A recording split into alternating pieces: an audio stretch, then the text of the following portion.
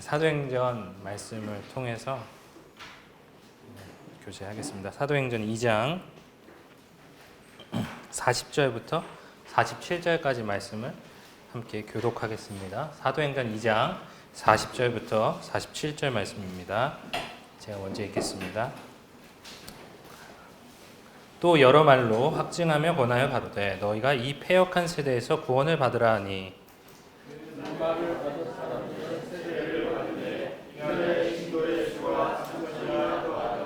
저희가 사도의 가르침을 받아 서로 교제하며 떡을 떼며 기도하기를 전혀 힘쓰니라.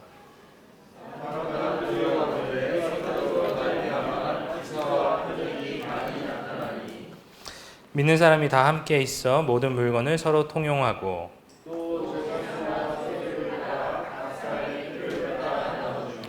날마다 마음을 같이하여 성전에 모이기를 힘쓰고 집에서 떡을 떼며 기쁨과 순전한 마음으로 음식을 먹고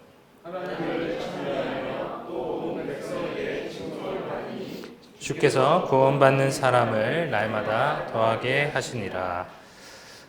지난주에 이제 저희도 침례를 행했는데 주님께서 적절한 말씀을 주신 것 같습니다.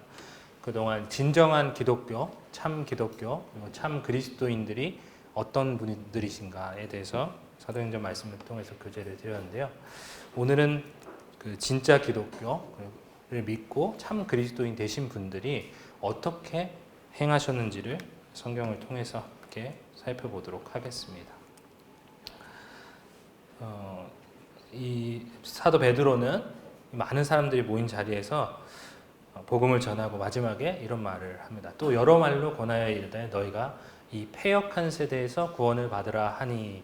그래서 이 패역한이라는 단어는 죄에 빠진 인간의 상태를 의미하는데 비뚤어지고 고집불통이고 통제불능인 그 상태를 말합니다. 그래서 요한은 이사야서 말씀을 인용하면서 굽은 것을 곱게 한다 이런 표현을 쓰기도 했는데 이 패역한 세대 가운데서 우리가 구원을 받는 것이다 라고 베드로는 말하고 있습니다. 요한복음 5장 24절 말씀을 보면 내가 진실로 진실로 너에게 이르노니 내 말을 듣고 또 나 보내신 이를 믿는 자는 영생을 얻었고 심판에 이르지 아니하나니 사망에서 생명으로 옮겼느니라 라고 말하고 있습니다. 사망이란 단어를 저희가 원어를 살펴보면 분리라는 의미를 가지고 있습니다. 어떤 주일학교에서 어떤 선생님이 하나님께서 너희가 선악과를 먹으면 너희가 반드시 죽으리라 이렇게 말씀하셨잖아요.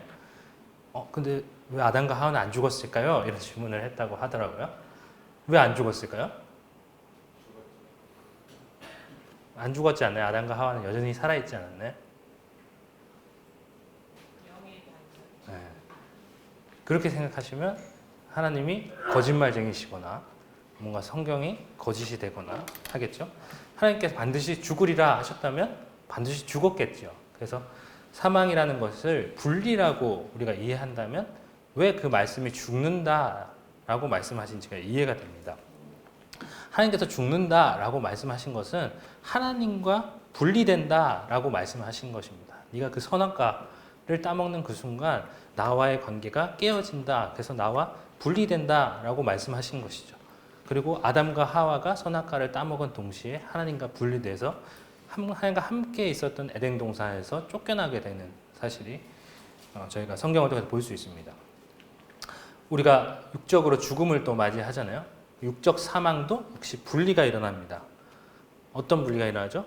영혼과 육체가 완전히 분리돼서 영혼은 원래 그것을 주신 분께 돌아가고 육체는 원래 자기가 지음받았던 흙으로 다시 돌아가는 그 상태를 사망 혹은 죽음이라고 말하고 있습니다. 그렇다면 반대로 생명은 다시 분리된 것이 연합되는 상태가 생명이라고 볼 수 있겠습니다. 그래서 영적 생명, 영생이라는 것은 하나님과 분리됐던 그 사람이 다시 하나님과 연합된 상태를 이제 생명이다라고 말할 수 있겠죠. 영혼과 육체가 분리됐다가 영혼과 육체가 합쳐지면 다시 그것도 생명이 되겠죠. 그래서 성경은 이 구원받는다라는 말을 사망에서 생명으로 옮겼다라고 말하고 있습니다. 분리된 상태에서 연합된 상태로 옮겨졌다라고 말하고 있는 것이죠. 성경에서 세상이란 단어, 우리는 세상에 살고 계시나요? 우리도 세상 가운데 살고 있죠. 세상은 성경에서 하나님과 분리된 인간의 마음을 말합니다. 우리는 세상 가운데 있지만 세상과 분리된 상태로 가는 거죠. 하나님과 분리된 상태가 세상이라고 한다면 우리가 구원받는다는 것이 하나님과 다시 연합돼서 하나님의 생명을 얻는 것이라고 한다면 우리는 세상 가운데 있지만 이 세상에 속하지 않은 어떤 무리가 된다는 의미입니다. 그것을 성경은 교회라고 말하고 하나님과 연합된 사람들의 모임이다 라고 말하고 있습니다. 그러면 나는 세상에도 속하지 않고 교회에도 속하지 않을 수 있을까요? 그럴 수 없을 것입니다. 나는 죽은 것도 아니고 산 것도 아니고 그럴 수는 없잖아요. 죽었거나 살았거나 세상에 속했거나 교회에 속했거나 하나님과 분리됐거나 하나님과 연합됐거나 두 가지 안에 우리가 속해 있다는 것이죠. 그리고 성경은 이 구원을 이 세상 사망에서 생명으로 옮기는 것이 구원이다라고 말하고 있습니다. 우리가 어디에 속한 자인지 이제 생각을 한번 해봐야 되겠습니다. 우리가 구원받았는데 나는 구원받아서 천국 갈 소망이 있어. 하지만 교회는 가지 않을 거야 라고 말한다는 것은 말이 되지 않는 소리죠. 그래서 우리는 분명히 어딘가에 속해 있는데 이 사도행전 2장에서는 이 패역한 세대, 바로 이 세상에서 구원을 받아서 교회로 옮겨졌다라고 말하고 있습니다. 그렇기 때문에 그분들이 이 패역한 세대에서 구원을 받은 이후에 했던 행동이 이 교회로 모이는 것이었다는 것은 당연한 수순이었습니다. 그래서 그 말을 받은 사람들은 41절에 세례를 받은 후에 어떤 일이 있습니까? 이날의 제자의 수가 3,000이나 더했다. 어디에 더해졌습니까? 교회에 더해졌다는 얘기죠. 그리고 나서 그분들이 하셨던 것은 사도의 가르침을 받아 서로 교제하며 떡을 떼며 기도하기를 오로지 힘썼다. 이렇게 성경은 말하고 있는데 우리가 구원받은 이후에 이 교회 공동체에 속해서 해야 하는 것은 성경은 사도의 가르침을 받고 서로 교제하고 떡을 떼고 기도했다라고 말하고 있습니다. 이 교회 공동체를 다른 말로 하면 영적 가족이다 이렇게 말할 수 있겠습니다. 마가복음 10장 29절 30절에 예수님께서 의미심장한 말씀을 하시죠. 예수께서 이르시되 내가 진실로 너에게 이르노니 나와 복음을 위하여 집이나 형제나 자매나 어머니나 아버지나 자식이나 전토를 벌인 자는 현세에 있어 집과 형제와 자매와 어머니와 자식과 전토를 100배나 받되 박해를 겸하여 받고 내세의 영생을 받지 못할 자가 없느니라 라고 말씀하셨습니다. 예수님을 따라가는 것이 이 형제나 자매나 어머니나 아버지나 자식이나 전토를 벌이는 일인데 그걸 벌인 사람들은 현세, 지금 우리가 살고 있는 이 시대에 형제와 자매와 어머니와 자식과 전토를 100배나 받는다라고 말하고 있죠. 혹시 저희 교회보다 큰 집에 사시는 분 계시나요? 없으신가요? 모르겠어요. 교회가 100배까지 되는지 모르겠지만 이렇게 큰 집에 저희를 부르셨고 이렇게 많은 성도들, 새로운 형제, 새로운 자매, 새로운 어머니 그리고 자식들을 하나님께서 주셨다라고 말씀하고 계십니다. 그래서 무슨 이단처럼 우리 신천지처럼 모든 가족을 다 팽개치고 교회에 모여서 살아야 됩니다. 여기가 하나님 집입니다. 라고 말씀드리는 것은 아닙니다. 하지만 이 교회가 하나님께서 말씀하신 그 새로운 가족이라는 것을 우리가 기억해야 되겠습니다. 그래서 침례를 행한 후에 침례라는 것이 이제 여러 가지 의미가 있겠지만 우리가 침례를 행한 후에 변하는 큰 변화가 있습니다. 어떤 떡과 잔에 함께 동참할 수 있게 되죠. 그리고 우리가 침례 받으신 분들을 형제요, 자매요 라고 부릅니다. 그래서 많은 사람들 앞에 침례 받기 전에 그 믿음의 고백을 듣는 것은 이분들이 나와 같은 고백을 가지신 그분이신가, 나와 같은 영적 가족인가를 확인하고 저 사람 참 내 형제요, 내 자매구나 하는 것들을 확인하고 우리가 그렇게 부르게 되는 것이죠. 이 영적 가족은 하나님께서 태초부터 계획하셨던 그 모습입니다. 성부 하나님과 성자 하나님 그리고 성령 하나님 삼위일체라고 부르는 그 관계 가운데 우리를 초대하시는데 오른쪽 그림을 보시면 하나님과 나와 교회가 하나의 몸을 이루는 이 관계 가운데 하나님께서 우리를 초대하시는 겁니다. 그래서 하나님과 나와의 관계가 문제가 있으면 나와 교회의 관계에도 분명히 문제가 있어야 되는 거죠. 하나님과 교제가 없는데 교회 안에 와서 교제를 할 수가 없는 것이죠. 우리가 교회 안에 교제할 수 없다는 것은 분명히 하나님과의 관계 가운데 뭔가 문제가 있다는 것을 우리가 인식해야 됩니다. 하나님과 좋은 관계 가운데 있는데 교회 안에 오면 하나님과 맺었던 그 관계 가운데 배웠던 것, 경험했던 것들을 성도들과 나누고 싶어지는 것입니다. 그리고 반대로 하나님과 나는 관계가 좋은데 나랑 교회는 관계가 썩 좋지 않다. 이것도 성경에서 말하는 그런 관계는 아닌 것이죠. 하나님은 너무 좋은데 교회 저 사람이랑은 도저히 안 될 것 같아. 교회 저 사람은 내가 용서할 수 없어. 너무너무 미워. 나와는 너무 안 맞는 사람이야. 라는 것도 성경에서 말하는 그런 관계는 아니라는 거죠. 그래서 성경에서 말하는 관계는 하나님과 나와 교회가 완전히 일치된 아버지와 아들과 성령이 가지셨던 그 관계처럼 하나님과 나와 교회가 그런 관계를 맺기를 원하셨다는 것이죠. 성경에서 교제라는 단어를 이제 헬라어에서는 코이노니아 이렇게 말을 하는데요.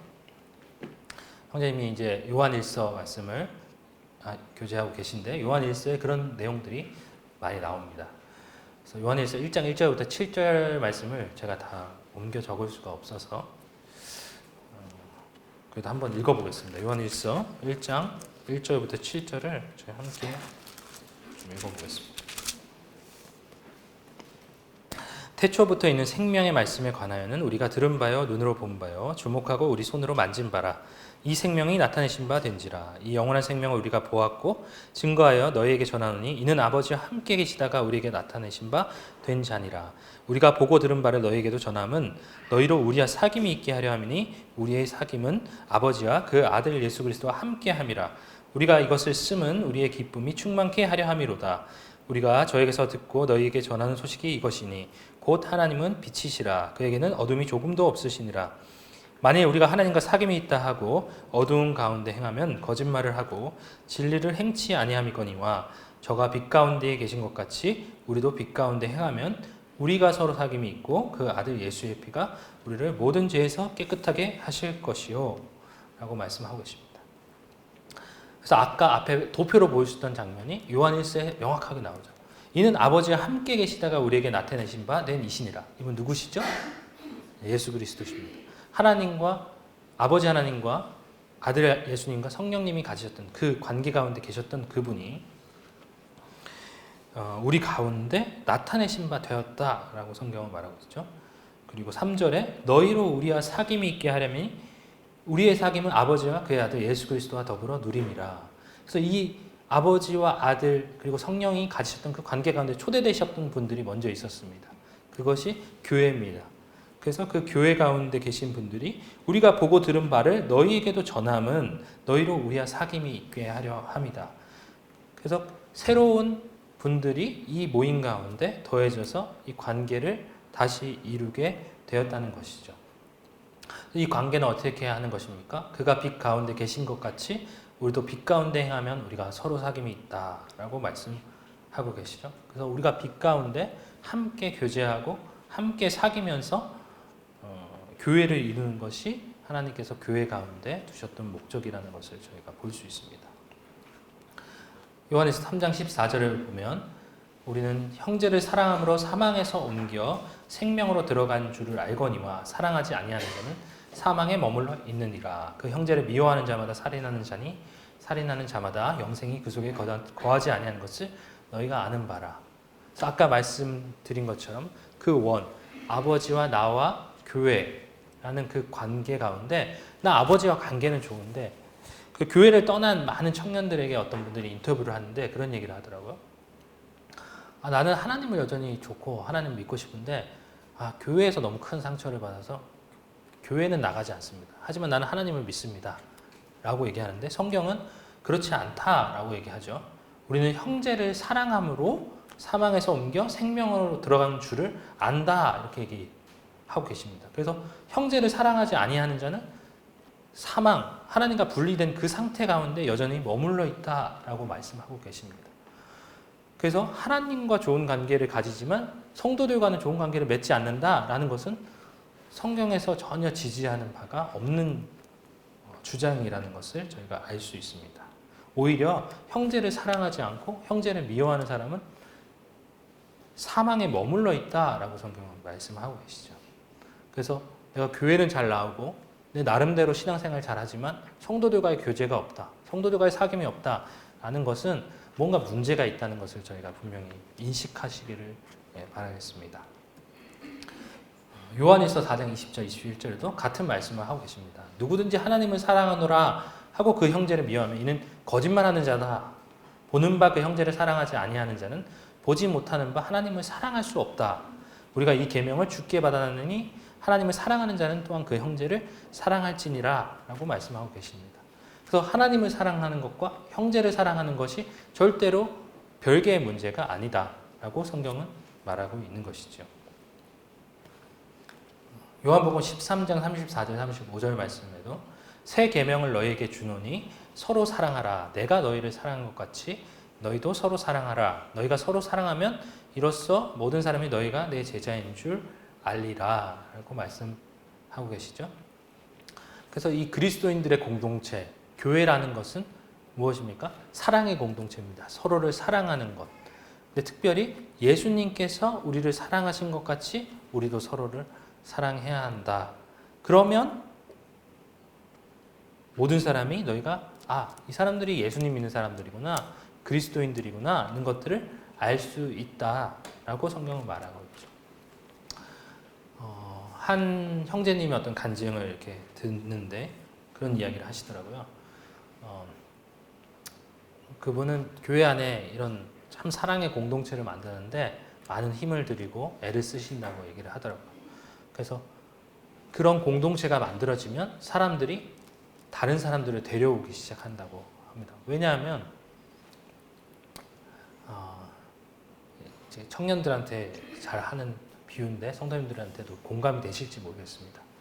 제가 오늘부터 제가 예를 들어 주식 투자의 대가입니다. 오늘 주식 투자 스터디를 교회 안에 모집을 하는데 1년에 100%씩 제가 수익을 내드릴 수 있습니다. 그래서 여러분들이 오셔서 주식을 따라 샀다가 100%씩 수익을 얻으셨어요. 어떻게 하시겠습니까? 아무한테도 얘기 안 하고 나만 잘 먹고 잘 살겠습니까? 그러지 않겠죠. 내 친구들, 내 가족들, 야 여기 와봐. 여기 오면 야 100%씩 수익이 나. 너 그러면 금방 부자 될 수 있어. 라고 얘기하지 않겠습니까? 그러니까 사랑의 공동체, 우리가 가진 것이 참 귀하고 우리가 이 공동체 가운데 속하는 것이 즐겁고 행복하고 참 귀하다면 그것을 다른 사람들은 전할 수밖에 없다는 것이죠. 그렇게 복음을 전하는 것들이 우리 복음 전해야 됩니다. 이것이 우리 사명입니다. 이것이 하나의 명령입니다가 아니라 우리 안에 그런 공동체가 만들어진다면 그것이 자연스럽게 이루어지는 일들이라는 것을 그분이 얘기를 하시더라고요. 그리고 그 사람들이 사람들을 데려오면 그 사람들이 이 사랑의 공동체를 보게 되는 것이죠. 그래서 그 공동체를 보고 나 정말 이 사랑의 공동체 가운데 머물고 싶다. 너무 내가 사랑받는 느낌이 나고 너무 참 이 무리 가운데 내가 속하는 것이 너무 즐겁다, 행복하다는 것들을 그들이 알게 된다는 것이죠. 근데 그것을 알고 나서 보니까 이분들과 내가 뭔가 다른 한 부분이 있다는 것을 그들이 발견하게 됩니다. 그것은 이분들은 구원받았고 하나님의 자녀고 나는 여전히 하나님의 자녀가 아닌 사망에 머물러 있는 사람이구나. 이 사망에서 생명으로 옮겨야 되는구나 는 것들을 깨닫고 복음을 듣고 이 공동체 가운데 더해진다. 그런 얘기를 하시는데 굉장히 공감이 됐습니다.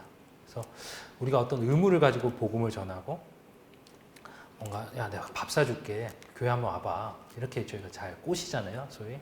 그러다가 그렇게 열심히 한 달, 두 달 꼬셨는데 꼭 복음 집회하는 날 아니면 교회 가는 날 아침에 무슨 일이 꼭 생겨서 이제 그 친구가 야 오늘 미안한데 내가 못 갈 것 같다 하면 내가 얼마나 너를 위해서 공을 들였는데 그럴 수 있느냐 라고 막 그 친구가 미워지기도 하고 복음을 전하다가 오히려 그 친구를 미워하는 경우들을 저도 종종 경험했었는데 성경에서 말하는 것은 우리 안에 그 사랑의 공동체가 마치 어둠 속에 비치는 빛처럼 이 세상 가운데 비쳐서 이 빛을 따라 그 사람들이 오기를 원하는 방법으로 전도하고 있구나 하는 것들을 알게 됐습니다. 사도행전 2장에도 동일한 말씀이 나옵니다.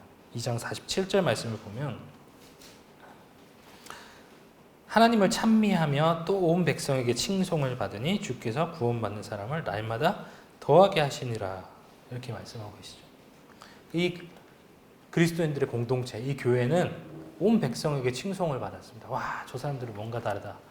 저 사람들처럼 나도 되고 싶다. 라는 그런 칭송을 받으니까 교회 가운데 날마다 구원받는 사람들이 더해졌던 것이죠. 그래서 우리에게 필요한 것은 어떤 엄청난 성경 지식, 엄청난 은사를 가진 분들이 아니라 오히려 우리 안에 참 아버지와 아들과 성령이 가졌던 그 사랑의 관계가 필요하지 않나 하는 생각들을 말씀을 보면서 생각하게 됐던 것 같습니다.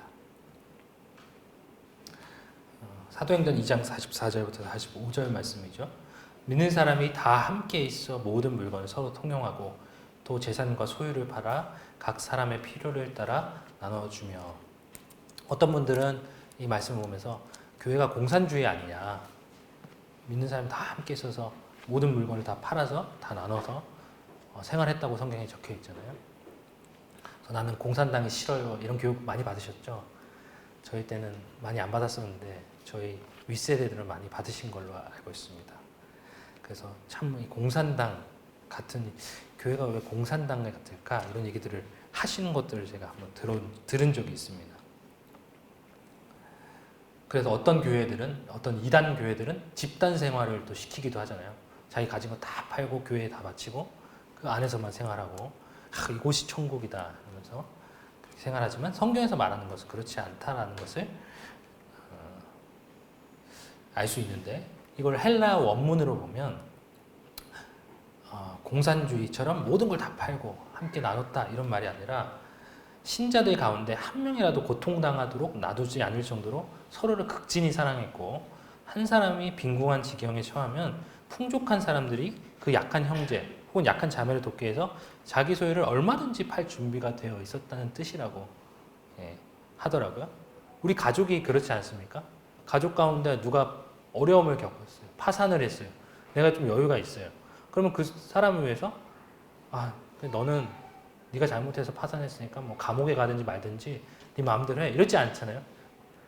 우리가 가진 걸 얼마든지 팔아서 그 사람을 돕고 그 가족이 그런 어려운 지경에 처하지 않도록 돕는 것이 가족 아니겠습니까? 우리 영적 가족도 동일하다는 것이죠. 그래서 이분들은 자기 가진 것 다 팔더라도 이 형제를 위해서 내가 줄 수 있겠다 라고 말했고 그렇게 살았던 것이죠. 그것을 사도행전 2장 44절 45절에 그렇게 말하고 있다는 것이죠. 이것은 꼭 재산에 대한 의미는 아니라고 생각이 듭니다. 우리가 서로에 대해서 내가 시간이 좀 많다면 내 시간을 들여서 서로를 돕고 서로를 섬기는 것, 혹은 내가 하나님을 믿은 세월들이 길어서 지식이 많다거나 하나님을 경험한 경험들이 많다면 그것들을 나눔으로써 이제 막 구원받은 그 성도들을 돕는 것, 사실 그것은 쉽지 않은 일입니다. 내 시간을 가지고 나를 위해서 충분히 쓸 수 있잖아요. 나도 좀 쉬고 싶고, 나도 좀 성경을 연구하고 싶고, 나도 좀 즐거움을 얻고 싶고, 하지만 그 시간을 들여서 다른 성도들을 섬기는 것, 그 재물들 이분들이 필요 없으셨겠습니까?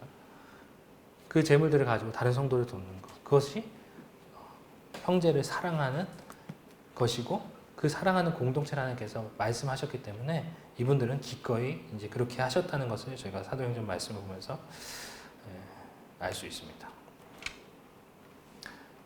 2장 44절, 45절 말씀을 보면 날마다 마음을 같이하여 성전에 모이기를 힘쓰고 집에서 떡을 떼며 기쁨과 순전한 마음으로 음식을 먹고 하나님을 찬미하며 또 온 백성에게 칭송을 받으니 주께서 구원받는 사람을 날마다 더하게 하시니라.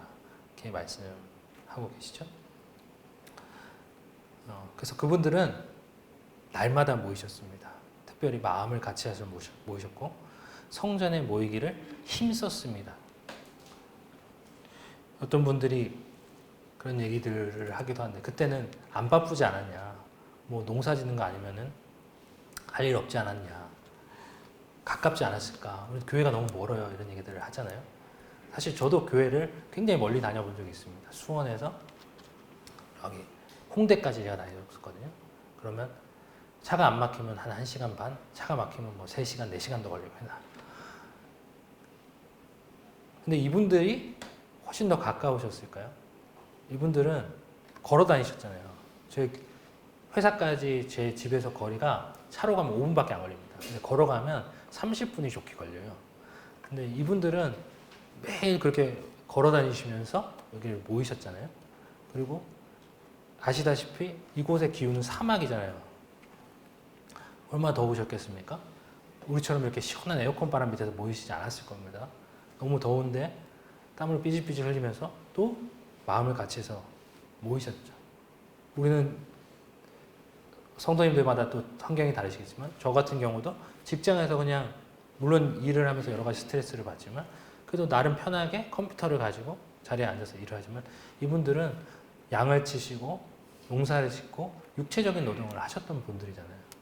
그럼에도 불구하고 이분들은 마음을 같이 해서 성전에 모이기를 힘쓰고 떡을 떼고 기쁨과 순전한 마음으로 음식을 먹고 하나님을 찬미했다라고 이야기하고 있으시죠.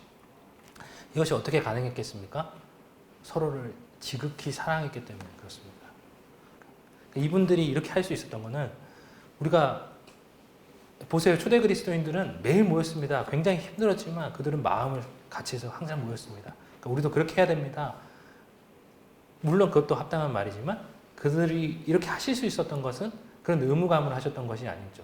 우리 안에 서로를 정말로 사랑하는 마음, 그분을 보고 싶고 그분과 이야기하고 싶고 교제하고 싶고 했었기 때문에 이들이 이렇게 하실 수 있었다고 생각이 듭니다. 그래서 우리 안에 참 필요한 것은 어떤 법, 우리가 그리스도인이라면 주일을 성수해야 되지 않겠습니까? 우리가 그리스도인이라면 수요 집회에 나와야 되지 않겠습니까? 우리가 그리스도인이라면 매일매일 말씀을 읽어야 되지 않겠습니까? 라는 그런 의무감에서 그들이 하셨던 것이 아니라 아까 그 사랑의 관계, 하나님이 너무 좋으니까 하나님 말씀을 듣고 싶으니까 매일같이 모여서 사도들의 가르침을 받고 매일같이 성경을 보고 하면서 주님을 배워가고 성도들과 함께 사귐을 가지면서 사랑의 관계를 확인하고 이 사람이 어려우면 내가 가진 것들 다 팔더라도 이 사람을 돕고 내 시간을 들여서 이 사람들을 위해서 헌신했던 그것이 이 교회 공동체였다는 것을 저희가 알 수 있습니다. 아까 너희가 서로 사랑하면 온 세상이 이를 보고 너희가 내 제자인 줄 알리라 이렇게 말씀하셨죠. 그 말씀을 어제 이제 가정교회에서 교제하려고 이렇게 보는데 굉장히 부담스러운 말씀이 하나 있더라고요. 내가 너희를 사랑한 것 같이. 벌써 어디서 많이 본 것 같지 않습니까? 기억나시는 말씀 없으신가요? 내가 너희를 사랑한 것 같이 너희도 서로 사랑하라. 형제님들 아셔야 되는데 에베소서에 그러시잖아요. 주께서 교회를 사랑한 것 같이 남편도 아내를 사랑해야 된다라고 얘기하시잖아요. 그러니까 이 교회의 관계가 이 부부의 관계와 동일하다는 거죠. 우리가 서로 사랑하는 것이 아까 얘기드린 대로 수원에 잠실까지 가는 것이 전혀 수고롭지 않고 어렵지 않은 시간들이 분명히 있습니다. 근데 그 시간이 지나면 참 어려운 시간들이 또 오기도 하죠. 참 연애할 때 그렇게 젠틀하고 참 아름답고 예뻐 보였고 사랑스러워 보였던 그 사람이 부부관계 가운데 들어오면 왜 이렇게 고집스럽고 왜 이렇게 답답하고 왜 이렇게 모자라 보이는지. 그래서 청년들이랑 얘기하면 사랑은 뜨거운 그런 감정이라고 이렇게 인식을 많이 하는 것 같습니다. 근데 저도 아직 더 사랑이라는 것을 배워가야겠지만 자매는 없죠. 네. 자매가 10년 동안 살다 보니까 사랑은 참 의지구나 이런 생각이 많이 듭니다. 내가 저 사람을 사랑해야겠다라는 것을 가지고, 왜냐하면 그 사람이 내 아내고 내 몸이니까요.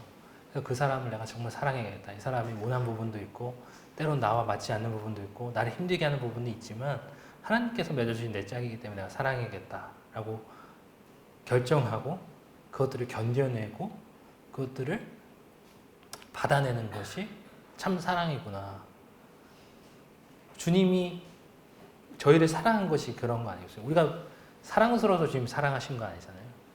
참 말 안 듣고 수십 년간 고집불통에 답답하고 내가 그렇게 사랑을 해줘도 사랑을 알지도 못하는 그 사람을 위해서 하나님께서 오래 견디시고 먼저 사랑하시고 하신 것, 그것이 내가 너희를 사랑한 것 같이 그런 말씀이 아닐까 생각이 듭니다. 그래서 우리가 교회 안에 모여서 참 좋은 말씀 듣고 너무 사랑스러운 사람들과 함께 교제하면서 주님을 찬양하면서 기쁜 그런 시간들도 물론 있습니다. 그렇지만 정말 저 사람만 내가 교회 없으면 교회에 정말 다니만 날 것 같은데 그런 사람들도 분명히 있다는 거죠. 근데 그것들을 내가 너희를 사랑한 것 같이 주님이 우리를 사랑하신 것처럼 우리가 견뎌내고 그들을 사랑하고 그들을 버텨내면 하나님께서 계획하셨던 그 사랑의 관계 가운데 우리가 머물 수 있을 것이라고 생각됩니다. 그것이 코이노니아고 그것이 교회라고 생각이 듭니다. 네. 이 성경에서 말하는 교제는 단순히 우리가 다과 먹으면서 하는 주식 이야기, 정치 이야기, 직장 이야기 그런 것들이 아니라고 생각이 듭니다. 그분들이 이렇게 모여서 하셨던 얘기가 야 어떻게 하면 양 잘 칠 수 있냐? 어떻게 하면 양이 새끼를 많이 날 수 있을까? 어떻게 하면 농사지어서 수확을 많이 얻을 수 있을까? 그 로마 폭군들의 이 정치 밑에서 우리가 어떻게 벗어날까? 그런 얘기들 물론 하셨지 않았을까? 저는 추측해 보는데 그것들이 주된 얘기는 아니었을 겁니다. 그분들의 대화의 중심은 우리가 받은 이 생명, 우리에게 이루어진 이 구원의 사실들에 주목해서 그것들을 나누고 함께 교제하는 것, 그것이 그분들의 교제의 주제가 아니었나 하는 생각을 해봅니다. 그래서 우리도 함께 그 일들을 위해서 기도하면서 하나님과 맺은 그 관계들을 이 성도들과의 관계 가운데 나누는 그것이 참 교제가 아닐까 그런 생각이 드는데요. 우리 사도행전 2장이랑 에베소 4장 말씀에 사도행전 2장에도 오로지 기도하기를 힘쓰니라 라고 나오고 에베소 4장 3절에도 평안에 매는 줄로 성령이 하나 되게 하신 것을 힘써 지키라 라고 말씀하신 것들을 보게 됐습니다. 그래서 우리가 이 사랑의 관계를 위해서는 힘쓰는 것이 필요하다는 것이죠. 이미 성령이 우리를 하나 되게 하셨습니다. 그분의 몸으로 하나로 우리를 부르셨지만 그것을 힘써 지키는 것은 또 우리의 몫인 것이죠. 그래서 우리가 이 서로를 사랑하는 거 힘이 듭니다. 그냥 자연스럽게 이루어지는 것이 아니라는 것이죠. 그래서 이런 사랑의 공동체를 만들기 위해서는 각자가 헌신해야 되는 거죠. 내가 가진 것들, 내가 가진 재물들, 내가 가진 시간들, 내가 가진 기쁨들 좀 포기하고 다른 성도들을 위해 나눌 때 우리가 이 공동체를 만들 수 있을 것이라고 생각이 듭니다. 요즘에 교제에 대해서 하나님께서 계속해서 이렇게 말씀을 저에게 개인적으로 많이 해주셨는데 한 책에서 나왔던 내용 중에서 제가 참 공감이 돼서 성도님들과 함께 우리가 이 성경에서 말하는 교제, 깊은 교제를 나누기 위해서 어떻게 해야 될 것인가에 대해서 간단히 나누겠습니다. 우리 첫 번째로 자주 그리고 오래 만나야 한다라고 생각이 듭니다. 히브리서 10장 25절을 보면 잘 아시는 말씀이죠. 모이기를 패하는 자들의 어떤 습관과 같이 말고 서로 격려하여 그날이 가까이 옴을 볼수록 더욱 힘써 모이자 이렇게 이야기하시는데 자주 이분들 날마다 모이셨잖아요. 우리도 자주 모여야 합니다. 관계라는 것은 얼마나 시간을 투자하느냐에 대한 싸움이다라는 글을 어디서 본 적이 있는데 참 공감이 되더라고요. 내가 이 사람과 깊은 관계를 맺으려면 시간을 많이 들여야 되는 거죠. 그래서 친구라는 영화의 그 친구에 대한 정의를 들으면서 되게 좀 놀랐었는데 친구가 오래 두고 가까이 사귄 벗이다 이런 뜻이라고 하더라고요. 그러니까 나와 친구가 그냥 같은 나이 또래가 친구가 아니고 나와 잠깐 만나서 마음이 참 잘 통하고 그 사람이 친구가 아니라 나와 가까이 두고 오랫동안 사귀었던 그 벗이 친구다라고 얘기하시죠. 그래서 우리가 자주 모여야 되고요. 또 오래 만나야 됩니다. 자주 모이고 오래 만나야 하기 때문에 만나는 것이 아니라 사랑하기 때문에 자주 만나고 사랑하기 때문에 헤어지고 싶지 않고 헤어지면서 전화로 또 얘기하자 하면서 헤어질 수 있는 그런 관계가 돼야 되지 않을까 생각을 하게 됐고요. 두 번째로 정직해야 한다. 우리 잠언 24장 26절에 보면 바른 말을 해주는 것이 참된 우정이다 이렇게 나오는데요. 먼저 내가 정직해야 될 것 같습니다. 우리가 서로에 대해서 참 주님과 좋은 관계를 맺지 못하고 있으면서도 그냥 괜찮은 척, 좋은 그리스도인인 것처럼 자기를 포장하는 것, 그것이 우리에게 너무나도 익숙한 것 같아요. 우리의 약점을 내보이는 것, 우리의 연약함을 내보이는 것에 우리가 너무 서툴지만 사실 진정한 관계는 우리의 허물을 다 볼 수 있어야 되지 않겠습니까? 우리가 연애할 때는 결혼할 때 다른 것은 연애할 때의 아주 큰 분기점을 소위 방구를 튼다고 하잖아요. 내 연약한 부분을 보여도 이 사람이 나를 사랑하겠구나 라는 신뢰를 가졌을 때 그렇게 할 수 있는 거잖아요. 그래서 우리가 서로 앞에 좀 정직하게 우리 연약함도 보여주는 모습이 돼야 되겠다. 그리고 한편으로 한 형제가 이제 그런 도전을 저한테 했었었는데 청년들이 참 바쁘다, 직장에서 바쁘고 학교에서 공부하느라 바빠서 교회를 오지 못한다 할 때 그럴 수 있겠네, 참 힘들겠네 라고 하는 것이 합당하냐 저한테 그런 얘기 하더라고요.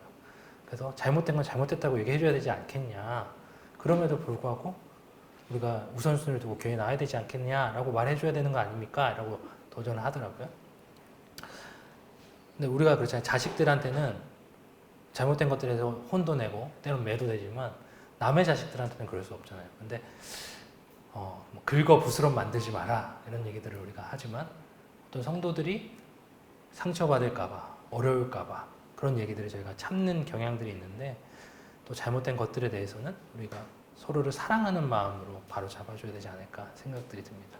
물론 그것이 너 어떻게 그리스도인이 성경을 안 읽을 수가 있어? 어떻게 그리스도인 주일에 빠질 수가 있어? 이런 식으로 정죄하는 말이 아니라 참 서로에게 내가 너를 사랑하기 때문에 이 말을 해주는구나 하는 것들을 느낄 수 있게 사랑의 관계들을 맺고 그런 말을 할 때 참 그 말이 효과가 있지 않을까 생각이 듭니다. 한 형제님이 자녀들에게 이렇게 내가 너무 가르치기만 했는데 그것들이 잘 받아들여지지 않더라. 오히려 그 사랑의 관계를 맺는 것이 더 중요하더라. 이런 권면을 또 해주셨는데 이 두 가지가 함께 가야 되지 않을까 하는 생각이 듭니다. 우리가 서로를 사랑하기 때문에 서로를 권해서 바르게 모이기 위해서 이렇게 권면하는 것들은 좀 필요하지 않을까 하는 생각들이 들었고요. 세 번째로 겸손해야 된다. 각각 자기보다 남을 낮게 여기고 빌립보서에서 이렇게 말하는데 우리가 서로를 만나서 가르치기 시작하면은 그 교제가 참 어렵죠. 야, 너 이렇게 해야 되지, 저렇게 해야 되잖아. 어떻게 구원받은 사람이 그럴 수 있어? 이러면은 다음부터 그 교제 모임에 가고 싶지 않죠. 내 연약함을 내어놓고 싶지 않은 것이죠. 근데 그래 나도 그랬었어. 사실 나도 그렇잖아요. 저도 그렇습니다. 청년들을 가르치면서도 그 말이 오히려 저한테 많이 하나님이 하시는 말씀. 너는 어떻니? 이런 말씀 많이 해주시거든요. 그래서 오늘 교제하면서도 하나님 그런 말씀 많이 해주시는데 우리가 나보다 남을 더 낮게 여김으로 교제할 때 이 교제가 더 깊고 더 풍성해지지 않을까 이런 생각이 들고요. 마지막으로 잠언 16장 28절 비뚤어진 말을 하는 사람은 다툼을 일으킨다. 말을 옮기지 말아야 한다라는 생각이 듭니다. 한 청년이 그런 얘기를 하더라고요. 너 청년이 교회 와서 교제를 안 하는 거예요. 그래서 너 왜 교제를 안 하니? 그리스도인이고 형제면 같이 교제하고 같이 사귐을 가져야지 라고 했더니 형제가 그런 얘기 하더라고요. 제가 예전에 교회에서 이런 얘기를 했더니 그날 저녁에 집에 돌아갔더니 이미 부모님 귀에 그 얘기가 들어가서 야 너는 무슨 그런 얘기를 교회에서 해가지고 이런 얘기를 한다는 거예요.